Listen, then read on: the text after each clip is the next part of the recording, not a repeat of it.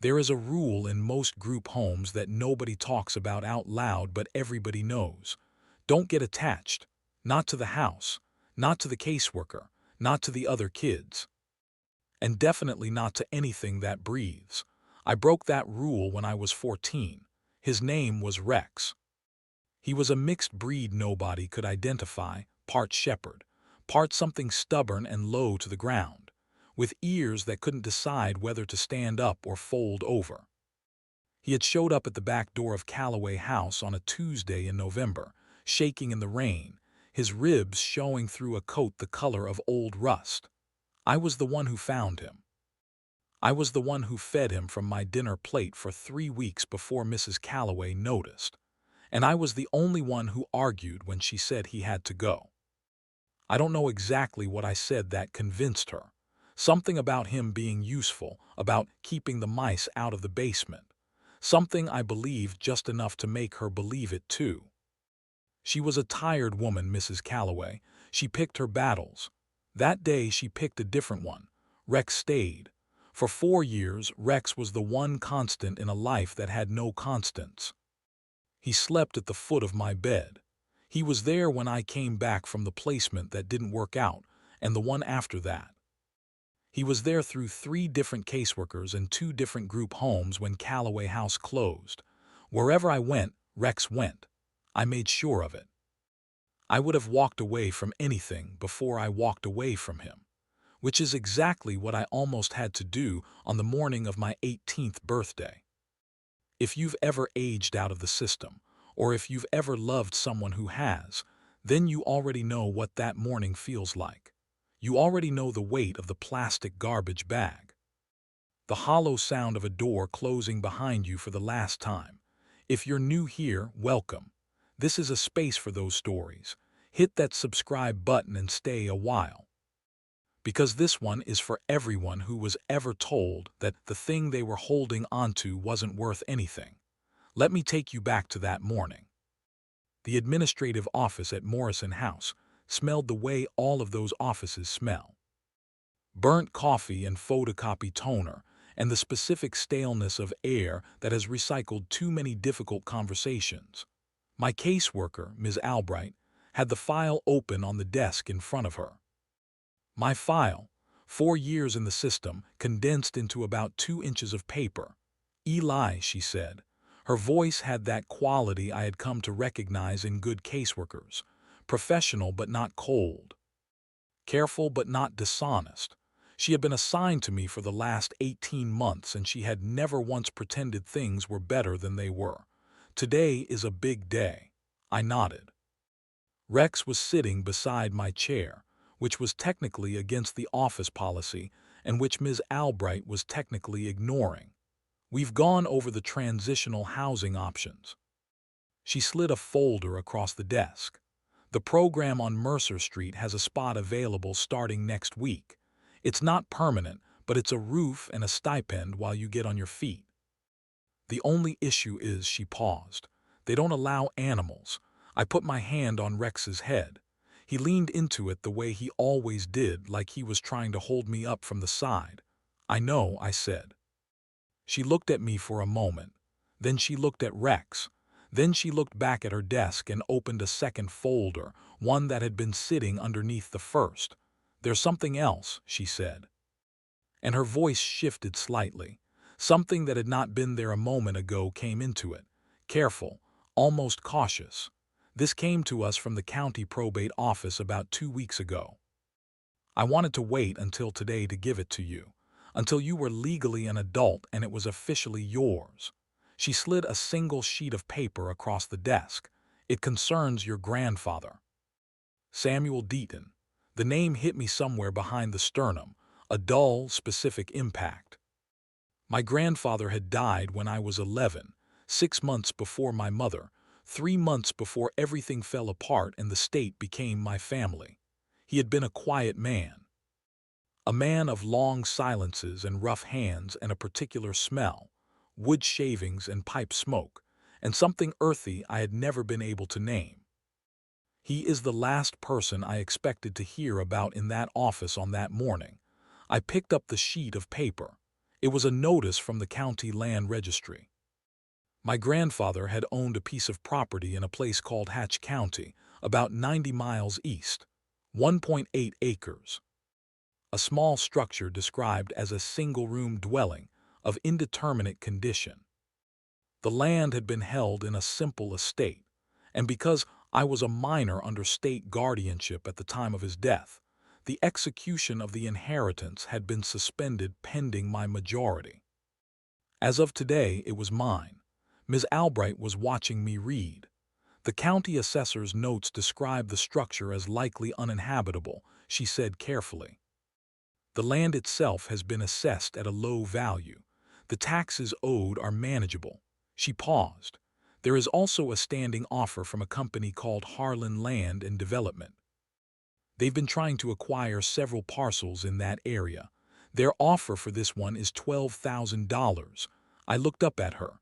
For a piece of land worth less than that. She nodded slowly. Which is worth paying attention to. I set the paper down on the desk. I looked at Rex. He was looking back at me with those eyes that always seemed to be asking a question I hadn't figured out how to answer yet. The transitional housing program, I said. The one that doesn't allow animals. She met my eyes. You have options, Eli. I picked up the paper again. I looked at the address. I thought about my grandfather's hands. The way they always seemed to be holding something invisible, some weight the rest of him had learned to carry without showing. I thought about the rule, don't get attached. I folded the paper and put it in my pocket. Tell me about Hatch County. The bus ride was 4 hours. Rex sat on the seat beside me, his head on my knee, his rust-colored ears finally deciding to fold. The landscape outside the window changed slowly, the city releasing its grip mile by mile, giving way to the kind of country that doesn't announce itself. Flat stretches of scrub pine. Old farmland gone to meadow. A sky that got wider the further east we went until it felt less like a ceiling and more like an invitation. I thought about my grandfather the whole way. Samuel Deaton had not been a man who explained himself. He had been a man who showed up. He showed up to my school plays when my mother couldn't. He showed up with groceries when the power was out.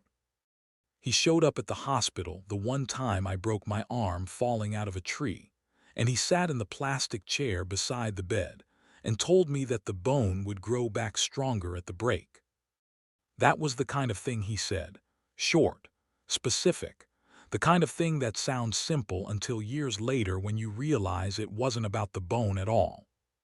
He died of a heart attack in his driveway on a Wednesday morning.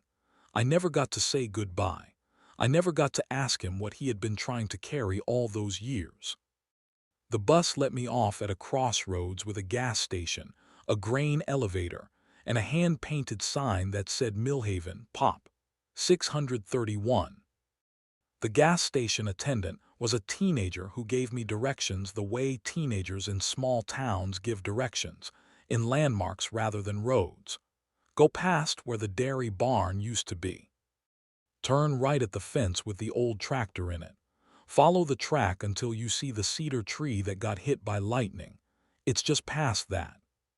It was a 2-mile walk on a dirt track that had not been used in some time.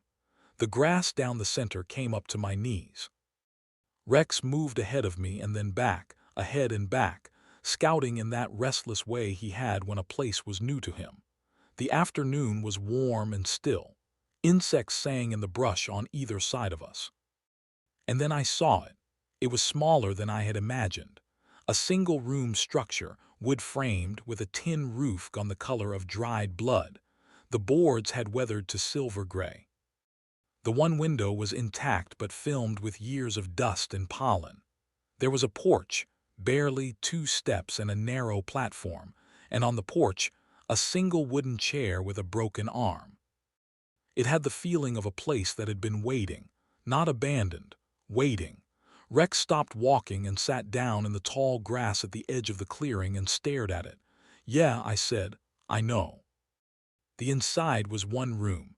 A wood stove in the corner, rusted but structurally sound. A wooden counter along one wall. A narrow cot frame, no mattress.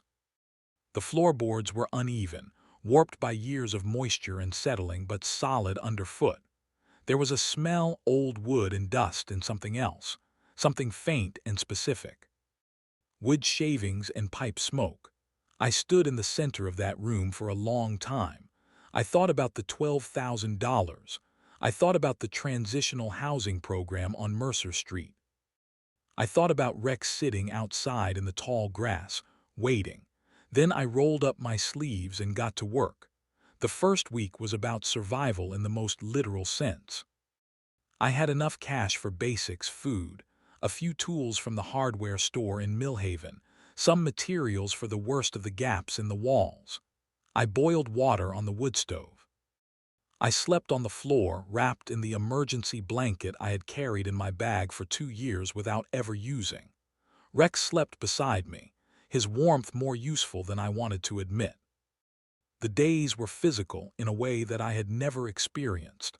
I swept years of grime off those floors on my hands and knees. I patched gaps in the walls with scavenged material.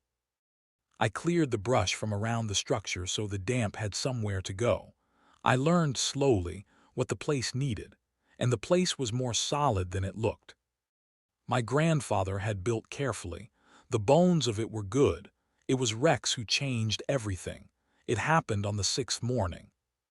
I had been clearing the area around the back of the structure, pulling up decades of accumulated debris, old boards, rusted wire, the remains of a small outbuilding that had collapsed long ago. Rex was doing what Rex always did, moving in and out of the brush, investigating everything with his nose. He had been circling the same spot at the base of the back porch for 2 days. I had not paid close attention. He was always circling something. But on the 6th morning he started digging, not the casual exploratory digging he sometimes did in soft earth. This was something else, purposeful. Both front paws working, his whole body leaning into it, the rust-colored fur on his shoulders raised slightly the way it went when something had his full attention. Rex. I said it the way you say a dog's name when you're not really trying to stop them. He did not stop. I walked over and looked at what he was uncovering. The earth there was different from the surrounding soil, darker, more packed, as though it had been disturbed and replaced deliberately at some point years ago. Rex had already cleared 6 inches down when his paw hit something solid with a sound that was not the sound of rock. I made him sit. He sat, vibrating with the effort of it. I knelt down and used my hands. It took another 20 minutes to uncover it fully. A rectangular metal box, the kind made for military surplus, with a rubber seal around the lid that had kept it dry despite years in the ground. It was heavy, heavier than I expected. There was no lock on it, just 2 simple latches, stiff with time, that gave way when I applied steady pressure. I sat back on my heels in the dirt. I looked at Rex. He looked at the box. I lifted the lid. Inside, packed carefully in oilcloth, were 3 things. The first was a land survey, official, stamped, dated 19 years earlier. It showed my grandfather's 1.8 acres in precise detail, including something that was not visible on the county assessor's map. A notation in the lower corner in surveyor's shorthand indicating a subsurface geological feature, a freshwater spring, consistent flow, marked as a significant finding. The second thing was a bundle of papers held together with twine. I set the survey aside and untied the bundle. They were letters, addressed to me. Eli was written on each envelope in my grandfather's handwriting, that particular careful print he used. The kind of handwriting that came from a man who had taught himself to read as an adult and never took the written word for granted. The postmark spanned 7 years. 7 years of letters, each one addressed to whatever group home or foster placement I had been in at the time. Every single one had been returned unopened. I had to put them down. I sat in the dirt at the back of the house my grandfather had left me, with my dog leaning against my side, and I could not see clearly enough to read for several minutes. When I could, I opened the earliest one first. "My dear Eli," it began, "I am writing this from the chair on the porch, the one with the broken arm that I have been meaning to fix for 3 years. Your grandmother used to say I would get to it eventually. I am beginning to think eventually may not come. I want you to know that I have been trying to find you. The people at the agency say they cannot give me your address, that it has to go through channels, that there are forms. I am filling out the forms. I am talking to the right people. I am not giving up. I want you to know that. I also want you to tell you something about the land, our land. I want you to know what it is and what it is worth, because I am worried that when I am gone, no one will tell you. About 15 years ago, a surveyor came through this area doing work for a company I had never heard of. He was a decent young man who made the mistake of being honest with me. He told me what his company was actually looking for: subsurface water. There is a freshwater spring on our property, Eli, a consistent one, fed by an underground aquifer. In this county, in this region, that is worth more than the land on top of it. Water rights in a drought-prone area are not nothing. They are something that a company called Harlan Land and Development has been trying to acquire quietly across this entire part of the state for the past decade. They have been to see me 3 times. They are always polite. They always have good shoes and bad intentions. The last time they came, they offered me $40,000 for this land and acted like they were doing me a favor. I said no. I will always say no. This land and what is under it belongs to you. Do not let anyone tell you it is worth what they say it is worth. It is worth what you decide it is worth. And if you decide to keep it, there is a water rights attorney named Clara Wash in Millhaven, who has been fighting Harlan for 3 years on behalf of other landowners in the county. She will know what to do. There is more in this box. Read all of it.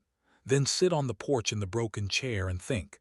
I love you, Eli. I have never stopped looking. Your grandfather, Samuel. I want to stop here for a moment and talk to you directly. Because if you have ever had someone you lost, someone who you believed left, or gave up, or stopped looking, and then discovered that the truth was something different, something harder and more loving than the story you had told yourself, then you know what it feels like to have the ground shift under you, not in the bad way. In the way that means you were standing on something real all along, and you just didn't know it. That is what happened to me in the dirt behind that house, with Rex breathing warm and steady against my ribs. If that kind of story lives in you, share it in the comments. I read every one. And then let's get back to what happened next. Clara Wash was a small woman in her 60s with silver hair, reading glasses on a beaded chain, and an expression that suggested she had been fighting companies like Harlan Land and Development for so long, she had forgotten what it felt like to be surprised by them. She had known my grandfather. She shook my hand across her desk and said, "Samuel talked about you every time I saw him." She said it plainly, as a fact, and looked at me over her glasses to make sure I had received it. "He filed the water rights documentation in your name 12 years ago," she said. "When you were still a minor, it was protective, legally speaking. It meant the rights attached to you personally, not just to the land, which made them much harder for anyone to acquire without your direct consent." She placed a folder on the desk between us. "Harlan has been attempting to work around this for years. They have made several legal filings that I have successfully contested, but they have not given up." She looked at me steadily.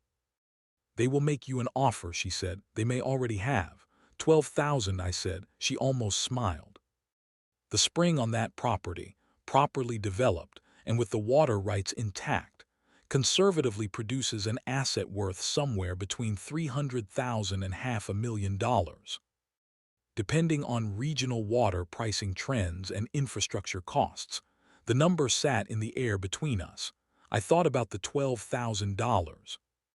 I thought about the good shoes and the polished offer, and the patient, corporate patience of a company that had been quietly circling this land for a decade, while my grandfather held the line alone, writing letters that came back unopened, sitting in a broken chair on a porch, waiting.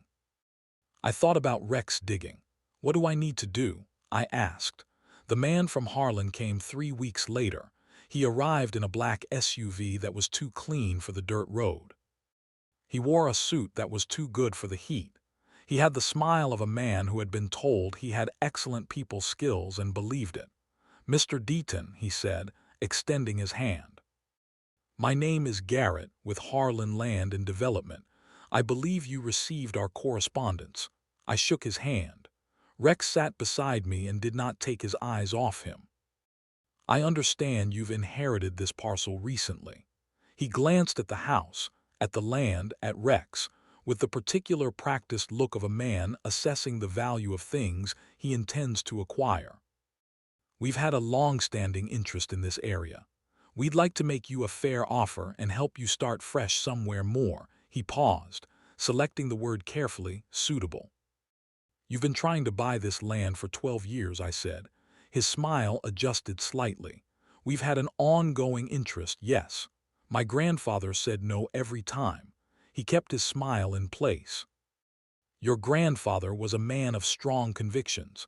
We respected that. But circumstances change, and a young man in your situation—" "My situation," I said, "is that I own land with a freshwater spring and fully documented water rights in a county where your company has been quietly acquiring water access for a decade." I said it the way Ms. Albright said difficult things, plainly, without anger, just the facts laid down like survey markers. The smile went still. "I also have an attorney," I said, "Clara Wash. You know her." Something shifted in his face.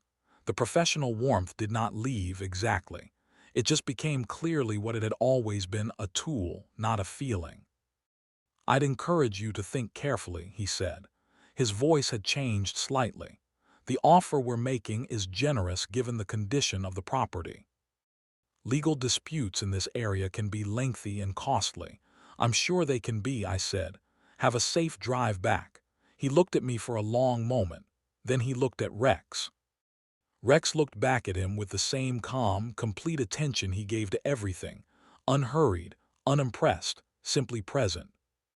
Garrett from Harlan walked back to his clean SUV and drove away down the dirt road. And I stood there in the afternoon light with my dog beside me and felt something I did not immediately have a word for. Not triumph, something quieter than that, like a door that had been standing open finally settling into its frame. That was 14 months ago. The legal process with Clara Wash is ongoing. Water rights cases move slowly, and Harlan has lawyers whose full-time job is to make things move slowly. But the rights are documented. The spring is active. An independent assessment confirmed the aquifer and its capacity. Clara believes the case is strong. In the meantime, I live here. The house is different now. The floorboards are level. The wood stove works. There is a proper mattress on a proper bed frame, and the window is clean enough to see the field through in the morning. I built a covered space off the back porch where Rex sleeps when the weather is good and he chooses to. Mostly he chooses to sleep inside at the foot of the bed, the way he always has. I got a part-time job at the hardware store in Millhaven. A man named Earl, who knew my grandfather, gave it to me without my having to explain very much. He just said, "Samuel talked about you, the same way Clara had. Like I had been present in this place even when I wasn't here. Like someone had been holding space for me all along." I sit in the chair on the porch sometimes. I fixed the broken arm. It wasn't hard, just needed a new dowel and some patience. My grandfather had put it off for years, but I think maybe he liked sitting in the imperfect chair. I think maybe it reminded him that some things could wait and still be okay. The letters are in a box inside. I have read all of them, 7 years of them. They are the story of a man who was trying to get back to someone he loved, one letter at a time, against a system that kept returning him to sender. They are the most important things I own. More important than the land. More important than the spring beneath it. I used to think that to be someone worth finding, someone had to choose you on purpose.